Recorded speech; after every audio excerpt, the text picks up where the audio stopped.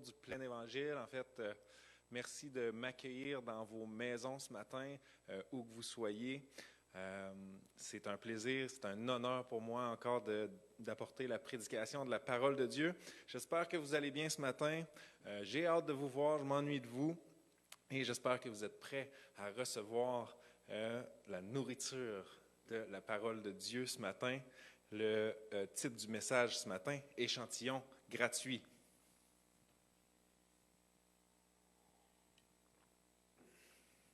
Je ne sais pas si vous êtes comme moi. Personnellement, j'aime beaucoup les échantillons gratuits. Et quand j'étais jeune, on allait souvent visiter la famille à l'extérieur de la région. Et une chose que j'aimais faire, un incontournable quand on sortait de la région, c'était d'aller au Costco. Dans le temps, on appelait ça le Club Price. Et je me rappelle, c'était tellement grand, tellement beau. Il y avait tellement de produits qu'il n'y avait pas ici à Rimouski quand on allait là-bas. Mais une chose que j'aimais particulièrement, c'était les échantillons gratuits. Et c'est sûr, j'étais jeune, mais j'avais l'impression qu'il y avait tellement d'échantillons gratuits. Et de la manière que moi, je procédais quand on arrivait, premièrement, je les spottais toutes, les stations, et je faisais une tournée complète. Et je goûtais à tous les échantillons gratuits. Et si à une station, il y avait plus qu'une saveur, soyez assurés que je goûtais à toutes les saveurs. Même des fois, je retournais comparer la première saveur, et je faisais la tournée comme ça. Et quand j'avais goûté à tout, je retournais faire mon magasinage, tout ça. Et quand je voyais que le panier de mes parents s'en venait plein, que le magasinage achevait, je refaisais une tournée de tous les échantillons gratuits.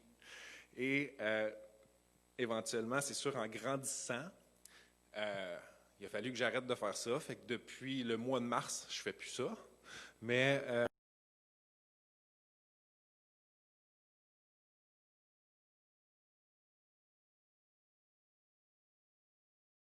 le but de l'échantillon n'est pas de se nourrir. Le but de l'échantillon, c'est de faire découvrir quelque chose, d'inciter, d'encourager, peut-être aussi d'inspirer à ce qu'on va se nourrir pendant la semaine. Que l'échantillon n'est pas suffisant pour se nourrir. Alors, ce matin, ce que je veux, c'est vous offrir un échantillon. Un échantillon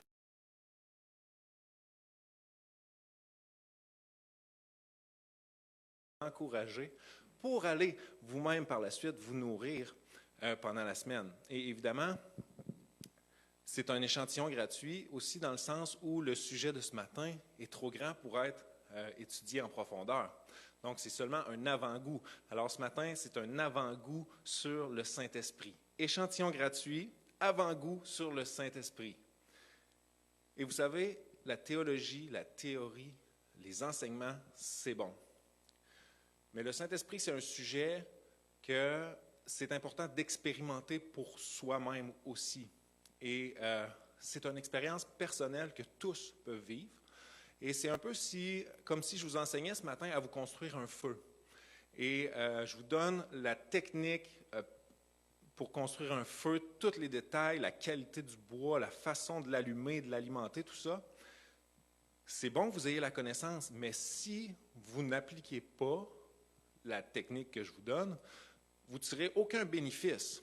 Vous avez seulement la connaissance. Par contre, si dans la semaine, vous construisez un feu, là, vous pouvez tirer un riche profit de l'enseignement parce que vous allez voir la flamme, vous allez voir la beauté du feu, vous allez entendre le crépitement du bois, sentir les fragrances, les odeurs, même recevoir la chaleur du feu. Donc, vous voyez, quand un enseignement est donné, c'est vraiment ce qu'on en applique qui va nous amener une richesse. C'est là qu'on va tirer profit de l'enseignement. Et c'est ce que j'espère pour vous et pour moi aujourd'hui, qu'on puisse vraiment recevoir, mais qu'on ait cette soif et ce désir d'appliquer pendant la semaine pour continuer à être nourris.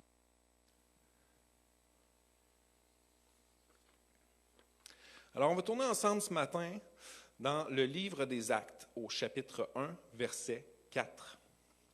Livre des Actes, chapitre 1, verset 4, qui nous dit ceci. Et j'aime beaucoup cette scène, Parce que là, c'est les dernières directives de Jésus envers ses disciples avant d'être élevé au ciel. C'est un peu comme le dernier speech là, du coach à ses athlètes avant le grand match. Tout le monde est prêt, tout le monde est fébrile. Et c'est vraiment, c'est important ce qu'il va dire. Il dit ceci.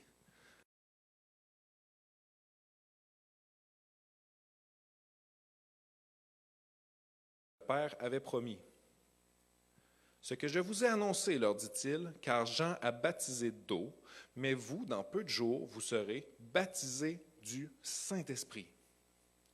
Alors que les apôtres étaient réunis, ils lui demandèrent, « Seigneur, est-ce à ce moment que tu rétabliras le royaume pour Israël? » Il leur répondit, « Ce n'est pas à vous de connaître le temps ou les moments que le Père a fixés de sa propre autorité, mais vous recevrez une puissance lorsque le Saint-Esprit viendra sur vous, et vous serez mes témoins à Jérusalem, dans toute la Judée, dans la Samarie et jusqu'aux extrémités de la terre. »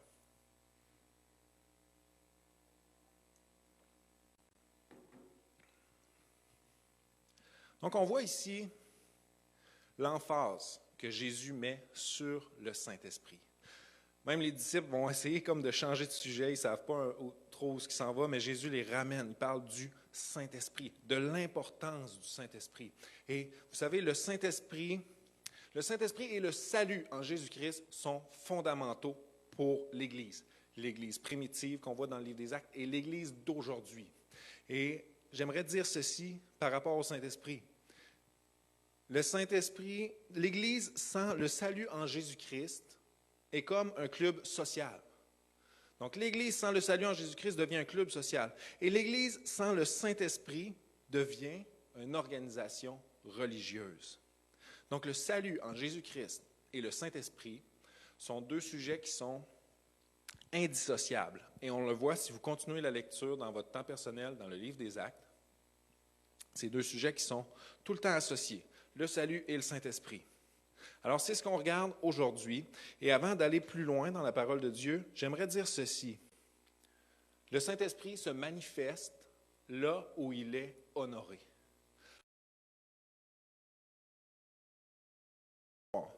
Et que, un peu comme Paul dit, que ce message ne repose pas seulement sur l'intellectuel, mais sur une démonstration de sa puissance. Alors, faisons place au Saint-Esprit ce matin. Ouvrons nos cœurs, ouvrons notre esprit et qu'il puisse agir dans vos maisons ou là où vous êtes ce matin ou plus tard en rediffusion. Que le Saint-Esprit agisse avec puissance pour vous, frères et sœurs. Alors, si on résume, d'abord, qui est le Saint-Esprit? Quelque chose qui m'aide beaucoup, qui nous aide beaucoup à comprendre comment le Saint-Esprit est décrit au travers des Écritures, c'est le fait que quand le texte original est en hébreu, il faut comprendre qu'un auteur hébreu décrit souvent quelque chose par rapport à sa fonction. Donc, on va parler du Saint-Esprit et on va faire référence à lui comme le doigt de Dieu, comme Dieu qui touche, ou la main de Dieu, comme Dieu qui construit, qui prend ou qui touche.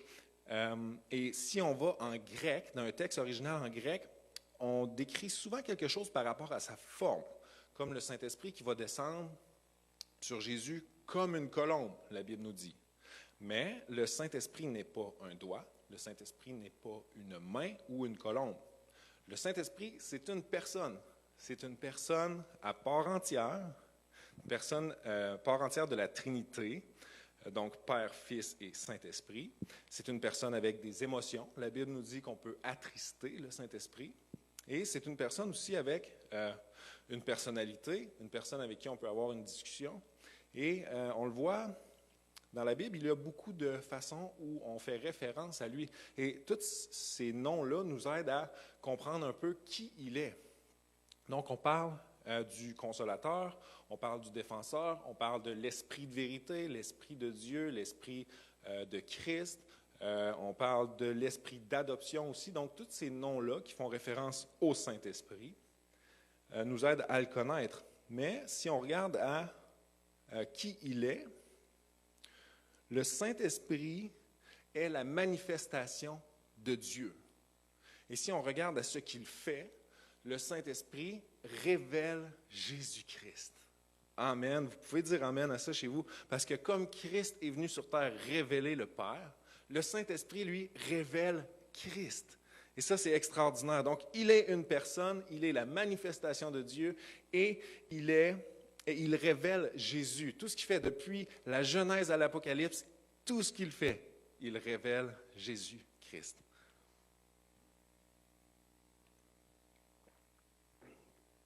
Maintenant, est-ce que le Saint-Esprit est pour nous encore aujourd'hui ou plutôt pour qui est le Saint-Esprit? Et vous savez, la Bible est claire à ce sujet-là pour qui le Saint-Esprit est. Donc, si on tourne dans le livre des Actes, chapitre 2, versets 38 et 39, ça dit ceci. Pierre leur dit, « Changez d'attitude et que chacun soit baptisé au nom de Jésus-Christ pour le pardon de vos péchés, et vous recevrez le don du Saint-Esprit. » Encore une fois, salut, Saint-Esprit, indissociable. En effet, la promesse est pour vous, pour vos enfants et pour tous ceux qui sont au loin, en aussi grand nombre que le Seigneur, notre Dieu, les appellera. Donc, le Saint-Esprit est pour vous, et pour moi, et pour vos enfants, et pour mes enfants, et pour tous ceux qui sont au loin, et aussi grand nombre que le Seigneur les appellera. C'est incroyable ce que le Saint-Esprit qui a ressuscité Jésus des morts, est pour vous aujourd'hui, et pour moi, et pour nos enfants. Et vous savez, le Saint-Esprit agit de différentes façons, en différentes saisons, mais il est le même hier, aujourd'hui et éternellement. Le Saint-Esprit ne change pas. Qu'est-ce que Jésus dit, lui, par rapport au Saint-Esprit? Il dit ceci, la référence Luc 11, 13. « Dieu donne le Saint-Esprit à celui qui le demande. » Donc, Dieu donne le Saint-Esprit, cet esprit-là, comme je disais, qui a relevé Jésus des morts, il le donne à celui qui le demande. Ce n'est pas une question d'âge, c'est pas, même qu'on le voit dans la Bible, un des plus jeunes qui l'a reçu, c'est Jean-Baptiste, qui était dans le ventre de sa mère. Donc, le Saint-Esprit, ce n'est pas une question d'âge, ce n'est pas une question de race, ce n'est pas une question de statut social. Le Saint-Esprit, Dieu le donne à celui qui le demande. N'importe quel temps, vous pouvez dire « Amen » dans votre salon, dans votre chambre, dans votre auto, dans votre douche. Peu importe là où vous nous écoutez ce matin, vous pouvez dire « Amen ». Par la foi, je reçois ces « Amen » là ce matin. Alors, le Saint-Esprit est important pour les croyants et pour l'Église. Et ça, Jésus est clair là-dessus quand il donne ses dernières directives, comme on a vu dans Acte 1 au verset 4. Et Jésus va dire quelque chose qui semble dur à comprendre. Il va dire qu'il est avantageux pour nous qu'il s'en aille pour qu'il envoie le Saint-Esprit. Et ça, c'est quelque chose, je ne sais pas si vous êtes déjà, moi, au début de ma vie chrétienne, je me disais, j'aurais donc aimé marcher avec Jésus, entendre sa voix, entendre ses paraboles et pouvoir lui poser des questions. Jésus lui dit, c'est encore mieux d'avoir le Saint-Esprit. Et ça, c'est un peu dur à comprendre. Mais pour nous, en 2020, pour des raisons de logistique, c'est facile de comprendre que s'il n'y avait pas le Saint-Esprit, pour avoir accès à Jésus, il faudrait traverser l'Atlantique, il faudrait aller faire la file pendant 3 semaines pour avoir un entretien de, je ne sais pas, peut-être 5 minutes avec Jésus. Donc, le salut serait pas mal plus compliqué. Donc, on comprend pour des raisons évidentes que c'est avantageux pour nous, en 2020, d'avoir le Saint-Esprit parce que tout le monde a accès au salut, tout le monde a accès à Jésus en même temps. Ça, c'est extraordinaire.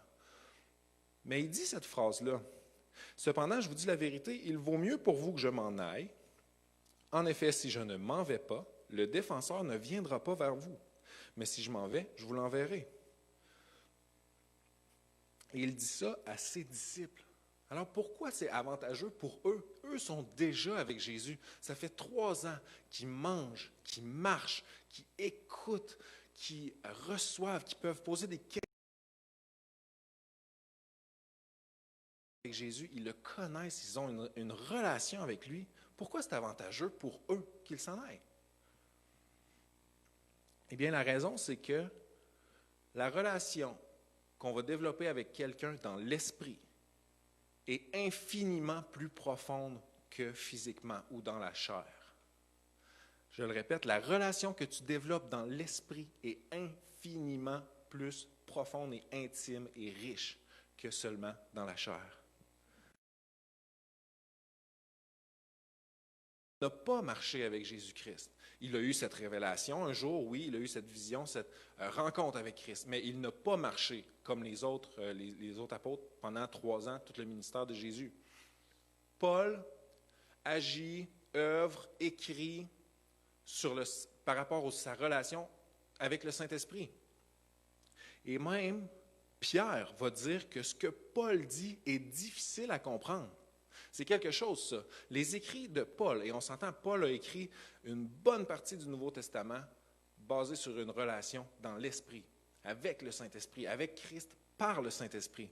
Et Pierre dit, c'est difficile, les choses qu'il dit, c'est difficile à comprendre. Même pour Pierre, qui a passé 3 ans avec Jésus, qui a entendu probablement tous les enseignements que Jésus a donnés. Mais il dit, ce que Paul dit, c'est dur à comprendre. Ça nous démontre la profondeur et la richesse qu'on peut avoir avec Christ à travers le Saint-Esprit. Même Jésus va dire, et on va tourner ensemble dans Jean 16, verset 12. Jésus nous dit, je vais lire le texte, mais Jésus nous dit que sans le Saint-Esprit, on ne peut pas aller plus loin. Il y a un certain plafond qu'on va atteindre spirituellement, dans notre développement, dans notre croissance. On va être limité si nous ne sommes pas remplis du Saint-Esprit. Et Christ dit ceci, Jésus dit ceci, « J'ai encore beaucoup de choses à vous dire, mais vous ne pouvez pas les supporter maintenant. Quand le défenseur sera venu, l'Esprit de la vérité, il vous conduira dans toute la vérité, car il ne parlera pas de lui-même, mais il dira tout ce qu'il aura entendu et vous annoncera les choses à venir. » C'est tellement bon. S'il y a quelqu'un près de vous, dites-lui comment c'est bon la Bible. Il devrait la lire. Je continue tellement c'est bon. Il dit, « Il révélera ma gloire. » Le Saint-Esprit révèle Jésus-Christ. Ça, c'est extraordinaire. Comment tu peux avoir une relation avec le Saint-Esprit et sa chose préférée, c'est révéler la gloire de Christ. Wow! Donc, ce que Jésus dit, c'est qu'il y a encore beaucoup de choses qu'il veut nous enseigner. Mais il parle aux apôtres, bien sûr, mais ils ne peuvent pas le supporter parce qu'ils n'ont pas cette relation-là dans l'Esprit. Mais le Saint-Esprit, lui, révèle la vérité, dans toute la vérité. Parce que le Saint-Esprit ne parle pas de lui-même, mais il dit tout ce qu'il a entendu et il annonce les choses à venir. Ça, c'est extraordinaire. Je ne sais pas si vous êtes déjà motivé. Moi, je pourrais arrêter ça là tellement je suis motivé ce matin et j'ai le goût de passer du temps avec le Saint-Esprit. Mais, vu que ça fait longtemps que je n'ai pas prêché, je vais quand même continuer mes notes. Par la foi, j'ai entendu un Amen. Il y a au moins une personne qui veut connaître la suite.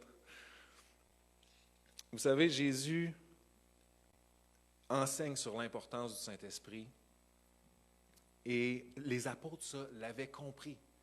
Les apôtres, les disciples avaient compris l'importance du Saint-Esprit, même que dans le texte qu'on a lu dans le livre des Actes, quand Jésus dit « Je vais vous envoyer le Saint-Esprit », ça ne vient pas comme une surprise, parce que les apôtres ont entendu les enseignements sur le Saint-Esprit. Ils ont vu Jésus à son baptême recevoir le Saint-Esprit, faire tout son ministère en communion parfaite avec le Père à travers le Saint-Esprit. Jusqu'à la croix, Jésus a lui-même remis son esprit à Dieu. Il a dit, entre tes mains, je remets mon esprit. Les disciples ont tous vu ça. Et ils ont expérimenté eux-mêmes de recevoir le Saint-Esprit, parce qu'il y a une différence là, entre recevoir et être rempli. Et on n'entrera pas dans une étude approfondie, mais si tu me dis, mais j'ai déjà le Saint-Esprit, moi je suis sauvé, je suis un enfant de Dieu. Amen. C'est impossible de reconnaître que Jésus est le Fils de Dieu sans une révélation. Si on est sauvé, on a reçu le Saint-Esprit. Mais il y a plus. Il y a une expérience encore plus profonde qui est d'être rempli du Saint-Esprit. Et c'est de ce que je vous parle.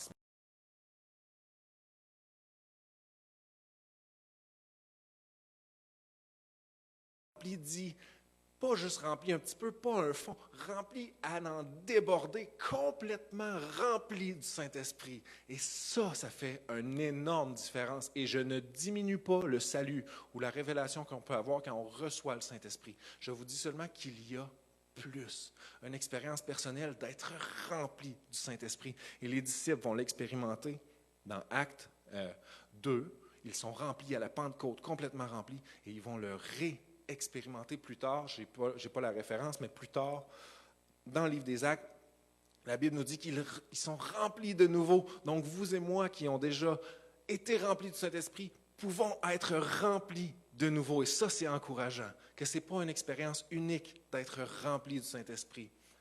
On peut être renouvelé, rempli de nouveau par l'Esprit de Dieu. Les apôtres savaient l'importance de ça, même qu'on le voit dans le livre des Actes. Quand ils vont rencontrer des chrétiens, des croyants qui sont sauvés, qui ont reçu Christ, ils vont s'assurer, avez-vous été remplis du Saint-Esprit? Ils s'assurent qu'ils ont reçu ce qu'ils appellent cette immersion du Saint-Esprit, ce baptême du Saint-Esprit. C'est indispensable pour l'Église d'aujourd'hui.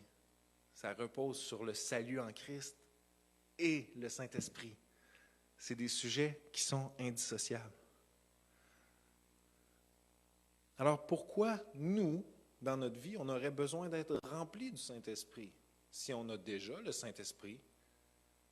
Quand on est sauvé, quand on donne notre vie à Jésus, quand on reconnaît que Jésus est le Fils de Dieu, et on a cette conviction-là que le Saint-Esprit dépose dans notre cœur, que nous devons mettre notre vie en règle devant Dieu, et on fait appel à lui, et il nous pardonne, et il nous adopte, et on devient enfant de Dieu.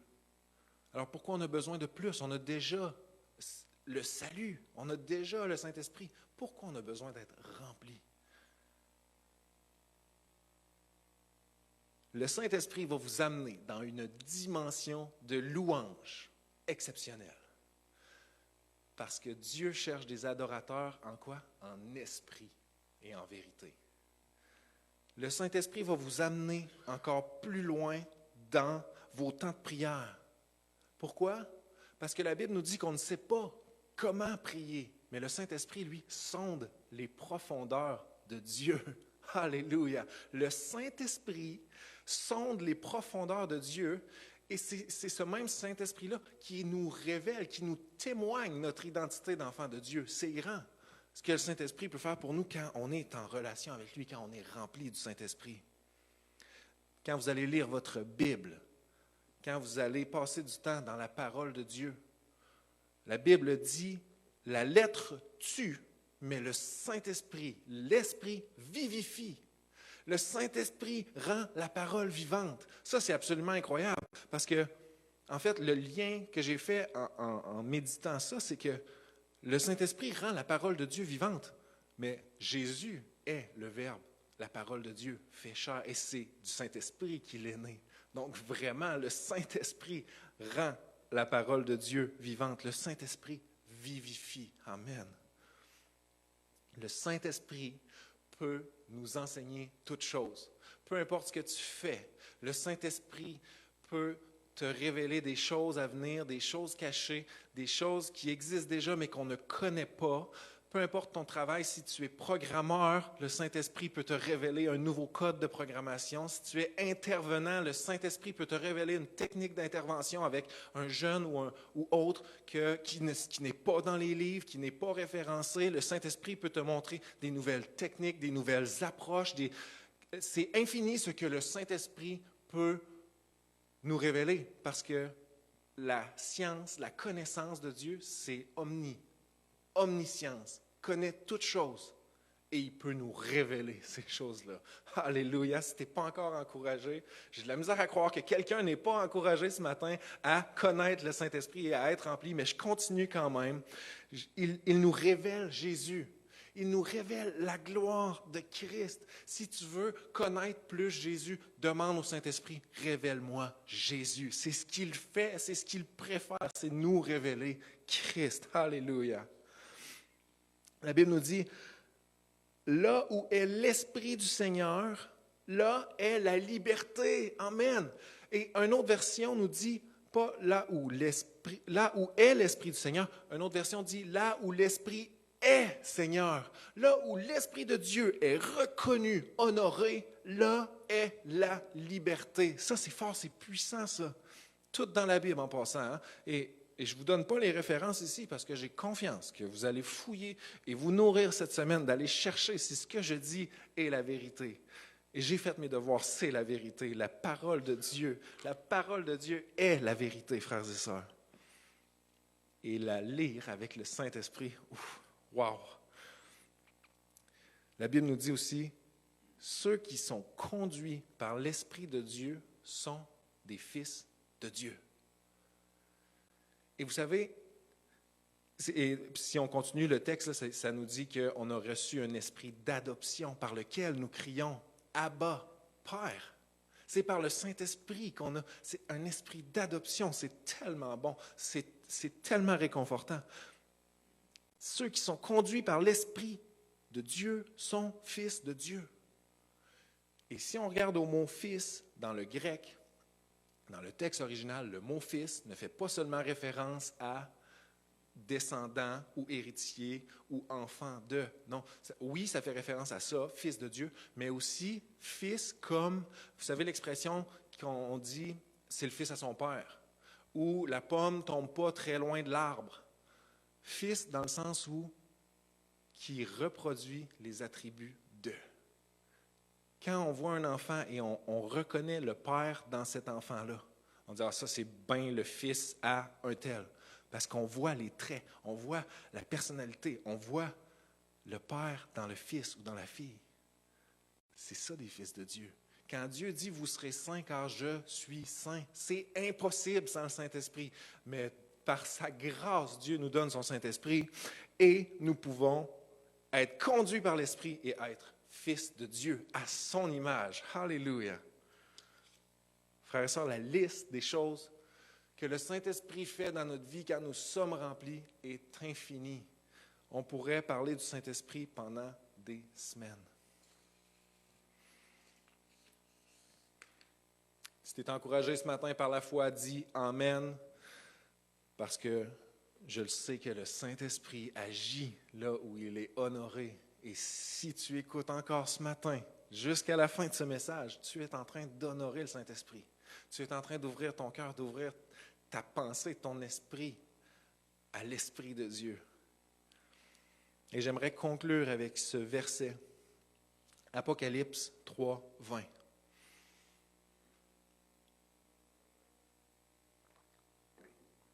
C'est un verset que j'ai lu plusieurs fois et que j'ai toujours compris, peut-être en surface, mais pendant plusieurs années, j'ai compris ce verset-là comme quand tu ouvres ta porte au Saint-Esprit, le Saint-Esprit rentre et tu reçois le Saint-Esprit. Et je n'avais pas médité ou reçu plus de révélations sur ce verset-là.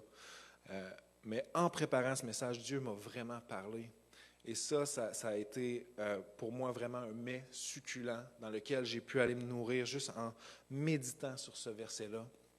Et j'espère pouvoir vous transmettre un peu ce que j'ai reçu de la part de Dieu par rapport à ça. Parce que si vous avez quelque chose à retenir du message de ce matin, c'est que le Saint-Esprit veut entrer en communion avec vous, avec moi, avec nous. Le Saint-Esprit veut cette relation-là. Et c'est un peu le Dieu méconnu, et c'est sans condamnation que je dis ça. On connaît bien le Père qui est Dieu, le créateur des hommes et de la terre et de l'univers. On connaît bien son Fils qui a été envoyé pour nous. Mais souvent, le Saint-Esprit est un peu incompris dans l'Église et ailleurs.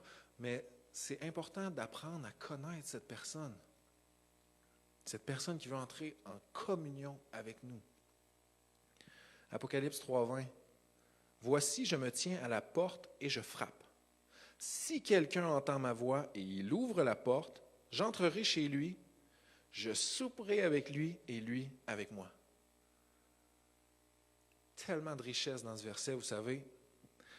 Si je vous reçois chez nous à souper, je vous garantis que ma soirée est dédiée à vous. Vous êtes à l'honneur. Donc, je prépare, je libère mon horaire. Je ne partirai pas en plein milieu du souper pour aller faire une commission, aller faire du sport, aller sur mon cellulaire, aller écouter un épisode, aller lire mes courriels. Non, si je vous reçois à souper, on va souper ensemble et j'ai prévu à mon horaire, j'ai prévu ce temps-là. Il y a eu une préparation. Je vous dédie ma soirée. Du moins, si vous venez avec votre femme. Si on est juste en gars, peut-être que ça va être un peu plus léger. Mais blague à part, si vous venez souper chez nous, je vous reçois. J'ai préparé ma soirée. J'ai préparé ce temps-là. Et j'ai préparé aussi le repas. Encore une fois, si vous venez avec votre femme, c'est plus fancy que si on vient ensemble. Mais si on est juste deux gars ensemble, peut-être ça va être plus grilled cheese. Mais si je vous reçois à souper, je vous ai préparé quelque chose. Et plus que ça, je me suis préparé moi aussi à avoir un certain appétit. C'est pas vrai que je vais vous regarder manger puis moi, j'aurai pas faim. Donc, il y a une préparation. Et on voit ça. Je souperai avec lui, lui avec moi. J'entrerai chez lui. Et il y a quelque chose, vous savez, quand on mange avec quelqu'un. Et il y a une symbolique pour le contexte du texte, de manger avec quelqu'un. Mais il y a une symbolique aussi encore évidente pour nous aujourd'hui. Quand on prend le temps de manger avec quelqu'un, ça veut dire quelque chose, ça. Il y a une communication, on apprend à se connaître, on se découvre, on reconnecte. Vous savez, il y a un échange quand on mange avec quelqu'un. Et c'est ce que le Saint-Esprit veut. Mais nous, on doit se préparer, on doit mettre ce temps à part là, un temps dédié à ça. Et ensuite, Dieu m'a montré que nous devons ouvrir la porte. Le Saint-Esprit ne défoncera pas la porte pour entrer chez vous. Le Saint-Esprit est un vrai gentleman. Il ne s'impose pas. Le Saint-Esprit frappe à votre porte. Il frappe à ta porte ce matin, ce soir quand tu écoutes le message. Il frappe à ta porte dans ton temps de prière. Parce qu'il veut, et ça c'est au-delà de l'expérience d'être rempli du Saint-Esprit.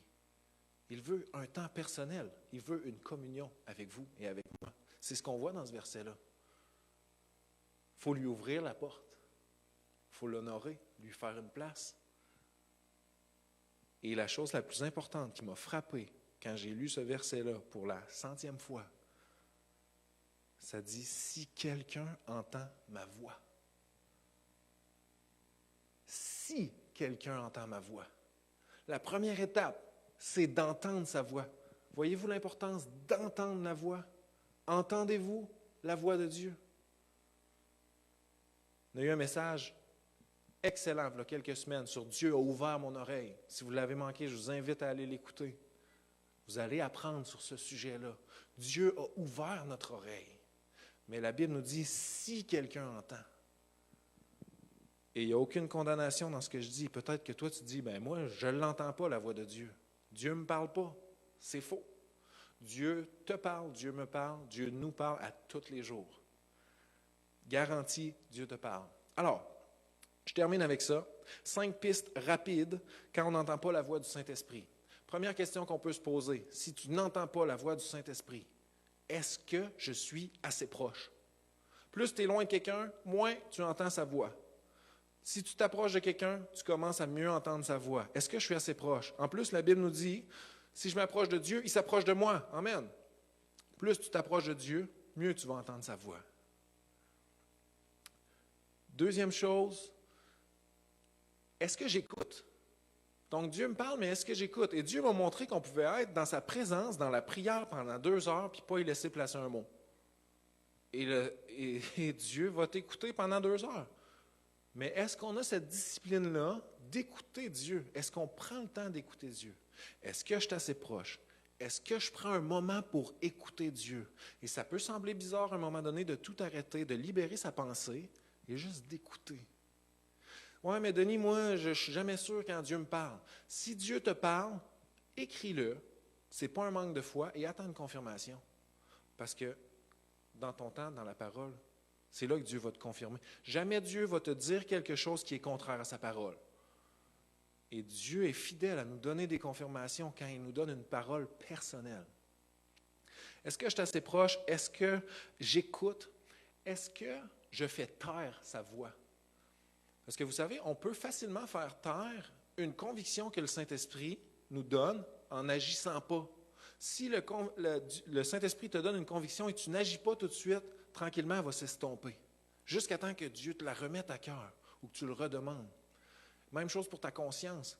Si tu fais un geste qui est contre ta conscience, la première fois, ça va faire mal, la deuxième fois un petit peu moins, puis plus tu vas faire ce geste-là, plus tu vas faire taire la voix de Dieu dans ta conscience. Des fois, c'est le doute. Tu doutes que c'est une parole qui vient vraiment de Dieu. Des fois, c'est l'orgueil. Ça peut être plein de choses. Mais est-ce que je fais taire la voix de Dieu? Une autre chose qui est quelque chose qui arrive beaucoup, c'est est-ce qu'il y a quelque chose qui nous bloque de la voix de Dieu? Donc, quand Dieu nous parle, est-ce qu'il y a quelque chose qui fait obstacle, qui fait qu'on n'entend pas la voix de Dieu? Et un exemple que j'aime beaucoup dans la Bible, c'est Marie et Marthe. Vous savez, Marie et Marthe, les sœurs de Lazare, reçoivent Jésus un jour et il est là et il enseigne, il discute et il parle. Et Marie, elle est là et elle écoute chacune des paroles que Jésus dit. Elle n'en manque pas une. Elle écoute la voix de Dieu. Elle écoute la voix de Jésus. Mais Marthe,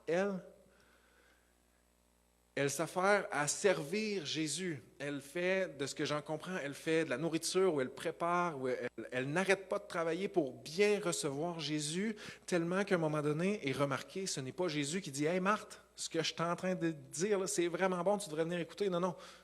Jésus ne t'arrête pas quand tu es trop occupé. Il te laisse écouter Netflix, il te laisse être sur Facebook, il te laisse travailler, t'acharner, il te laisse faire ce que tu décides de faire. Il ne va pas t'arrêter pour te dire qu'il veut te parler. Et Marthe, elle va pas voir Marie pour lui dire « Viens m'aider ». Elle va voir Jésus, elle dit « Tu ne trouves pas qu'elle devrait venir m'aider? » Puis là, Jésus lui dit ceci, et si je me rappelle bien, là, textuellement, il dit « Marthe, Marthe, respire par le nez ». Il dit, non, ça fait longtemps, je n'ai pas la référence, mais vous pourrez la trouver dans votre temps personnel. Il dit « Marthe, Marthe, ta sœur Marie a choisi le bon parti. Ta sœur Marie, elle a choisi de m'écouter, de prendre le temps de s'asseoir puis de m'écouter. Puis on s'entend. Marthe n'est pas en train de faire de quoi d'épouvantable. C'est bon ce qu'elle est en train de faire. C'est bien.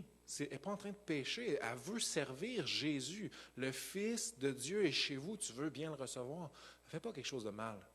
C'est pour ça que je dis que ce qui bloque, le bloqueur qui t'empêche d'entendre la voix de Dieu, ce n'est pas nécessairement, oui, ça peut être un péché, ça peut être plein de choses, mais ça peut être ton horaire, ça peut être ton hobby, ça peut être même ton service. Tu sais, si tu passes 90 heures dans le service à servir Dieu, ça se peut que tu as oublié de prendre le temps d'écouter sa voix. Donc, je ne prêche pas contre l'implication et le service, au contraire, c'est juste qu'il y a un temps pour écouter. Il y a un temps pour s'arrêter et écouter. Et la dernière piste que je veux te donner, si tu as de la misère à entendre la voix de Dieu, est-ce que tu passes du temps dans sa parole? Est-ce que tu habites dans la parole de Dieu? Est-ce que tu es enraciné dans la vérité? Parce que c'est dans la parole de Dieu qu'on apprend à connaître la personnalité, la voix, les traits, les attributs. C'est comme ça qu'on connaît sa voix. C'est une lettre d'amour écrite pour vous et moi. Ça. C'est une lettre d'amour que le Dieu de l'univers vous a écrite. Est-ce que tu prends le temps de la lire? C'est un chrétien sur 4 qui lit sa Bible plus que 4 fois par semaine. Selon les études que j'ai été voir, un chrétien sur 4, plus que 4 fois semaine. Une autre étude en parallèle démontre que quand tu lis ta Bible plus que 4 fois semaine, il y a des transformations dans ta vie. Et je ne tombe pas dans le sujet, mais c'est juste pour dire que ça transforme de passer du temps dans la parole de Dieu. Et quand on le fait avec le Saint-Esprit, on en tire des richesses absolument incomparables. Et n'oubliez pas que sa parole est une lampe à nos pieds. Je ne sais pas pour vous, mais dans le monde dans lequel on vit en ce moment, sachant que le sentier est étroit, moi je déteste me cogner les orteils, je déteste me cogner les tibias, autant physiquement que spirituellement. Et vous savez, je n'aime pas m'enfarger. Je veux une lampe à mes pieds. Je veux voir où je mets les pieds, un pas à la fois, une lumière sur mon sentier. C'est l'encouragement de mon cœur que vous connectiez avec Dieu à travers sa parole. C'est de la nourriture, on ne peut pas être nourri juste une fois par semaine. Si tu manges juste un repas dans ta semaine, ton corps va crier « j'ai faim ». Mais si tu te nourris juste une fois le dimanche matin, ton esprit ne va pas crier « j'ai faim ». Ton esprit va se nourrir ailleurs, de d'autres choses. Frères et sœurs, c'est mon invitation pour vous, mon encouragement. J'espère que j'ai créé cette faim, ce désir de connecter avec le Saint-Esprit, l'Esprit de Dieu, l'Esprit d'adoption, l'Esprit de vérité, le Consolateur, l'Esprit de Jésus-Christ, cet Esprit qui témoigne à notre esprit que nous sommes enfants de Dieu. J'espère que vous avez tiré quelque chose de cet enseignement-là et j'espère que vous allez le mettre à profit cette semaine et dans les semaines à venir.